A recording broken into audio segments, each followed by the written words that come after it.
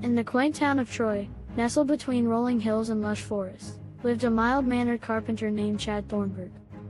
By day, Chad was known for his gentle demeanor and masterful craftsmanship, creating beautiful furniture and repairing homes. He was the kind of man who would stop to help an elderly neighbor carry groceries or spend a Saturday afternoon volunteering at the local community center. But unbeknownst to the townsfolk, as the sun dipped below the horizon, Chad transformed into something much more extraordinary. It all began one fateful night in his workshop, where the scent of sawdust lingered in the air, and the moonlight streamed through the window, casting ethereal shadows. While working late on a custom chair, Chad stumbled upon an ancient, dusty book hidden in a corner of his workshop. Intrigued, he opened it and discovered it was a grimoire filled with tales of old, detailing the art of carpentry and the secrets of harnessing nature's power. As he read, a spark of energy surged through him, and in that moment, Chad felt a connection to the very essence of wood and earth. Shortly after that night, Chad began to notice changes within himself. He discovered he could manipulate wood with a mere thought, bending it to his will as if it were clay. He could sense the vibrations of the earth and hear the whispers of the trees. And with this newfound ability came an insatiable desire to protect his town from harm. As crime began to creep into Troy, Chad made the decision to embrace his powers.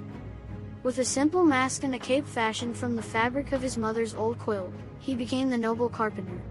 Instead of the brute force typical of superheroes, Chad relied on his skills as a carpenter, using his abilities to craft clever traps and barriers to thwart wrongdoers.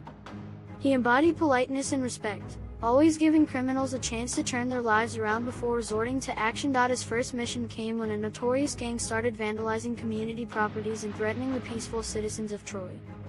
Chad, with his keen sense of responsibility, donned his mask and set out to confront them. Under the cloak of night, he arrived at the town square, where the gang was gathered around a makeshift bonfire, laughing and tossing bricks at a nearby wall. Chad took a deep breath, reminding himself of his core values. Instead of charging in, he raised his voice calmly. "Excuse me, gentlemen, may I have a word?" he called out, his voice steady but polite. The gang turned, surprised to see a man in a mask standing before them. "What do you want, freak?" one of them jeered. "I believe you're making a mistake," Chad replied, his demeanor unwavering. "This town is a community, and we're all in this together. You can choose to uplift it instead of tearing it down." The gang members exchanged bewildered glances. Chad seized the moment, using his powers to craft a sturdy wooden barrier around them, blocking their path and preventing their escape. "I understand that you're struggling, but violence isn't the answer.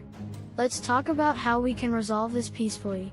To his surprise, some of the gang members began to soften. They hadn't expected a superhero to approach them with kindness. Chad listened to their concerns, offering help and guidance.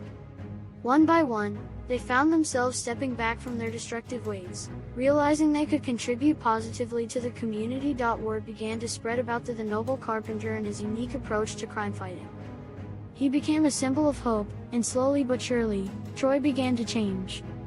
Chad continued to balance his life as a carpenter by day, crafting not only furniture but also a brighter future for his town by night. Chad Thornburg, with his gentle heart and now extraordinary abilities, became a beacon of light in Troy, proving that kindness, understanding, and a little creativity could change the world, one polite encounter at a time. And as he drifted off to sleep each night, he knew that he was making a difference, not just as a superhero, but as a carpenter who built not only structures but also bridges of understanding among his fellow townsfolk.